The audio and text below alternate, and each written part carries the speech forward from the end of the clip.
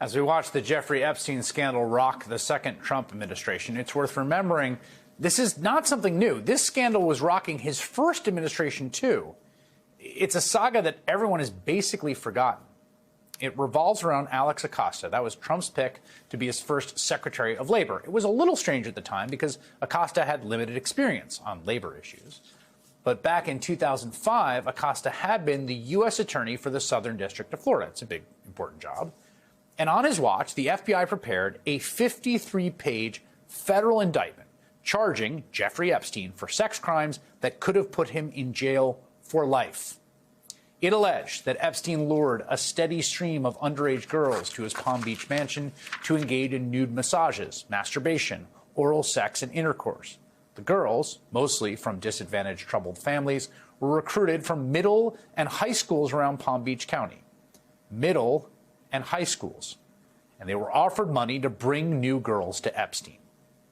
6 of those women spoke exclusively to NBC News in 2019 about the abuse they endured. I think the nature of this kind of abuse means that you're conditioned to be silent, to be isolated, secretive, and shameful. I feel like, it was a big game for him. And we were the pieces of his game. And you're like, I'm just not going to say anything because that's what he told me to do. The women all have familiar stories of grooming, promises, and then sexual assault. I can relate to pretty much every person sitting here next to me. That indictment that was prepared by the FBI never saw the light of day. Because in 2008, Alex Acosta made a non-prosecution agreement with Epstein, negotiated in secret with Epstein's lawyers, who include Alan Dershowitz, who would go on to be a lawyer for Donald Trump. And under its terms, the feds would just not bring charges against Epstein. They would shut down their grand jury investigation. They would seal the indictment. Epstein would be prosecuted by local authorities for 2 minor charges. Epstein got a 13-month sentence, but he was allowed to leave jail for up to 12 hours a day, 6 days a week. Epstein's victims were left unaware the sweetheart deal had even been cut, a fact Acosta was forced to account for as Trump's labor secretary. And at the end Do you regret making this deal in secret? And at the end of the day, do you regret making this deal in Congresswoman, secret? if I could finish, if at the end of the day, Mr. Epstein went to jail, Epstein was incarcerated, he registered as a sex offender, the world was put on notice that he was a sex offender, and the victims received restitution. 13 months in county jail, 12 hours a day, work release. You consider that justice for the devastation of these girls? Now, by then, victims were not only suing Epstein in court, they were suing the government, saying that Alex Acosta's deal had violated their rights.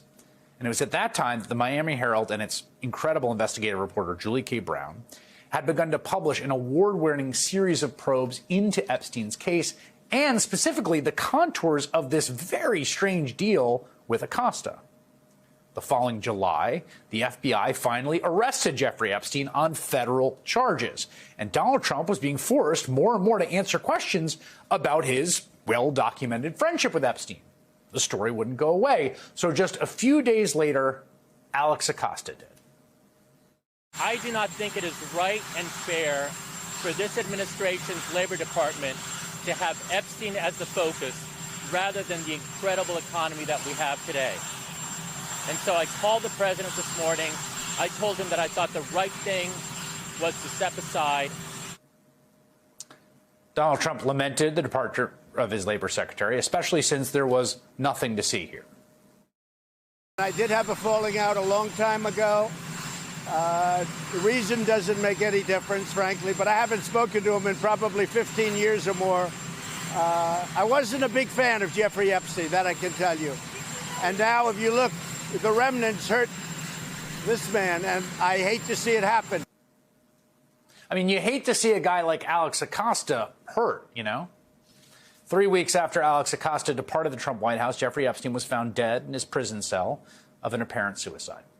Donald Trump effectively turned the page on a massive scandal that had been enveloping his administration. Well, now that scandal's back again. And he's trying to weather the storm with embattled Attorney General Pam Bondi, who was the top cop in Florida for 8 years and who also never prosecuted Jeffrey Epstein in all that time.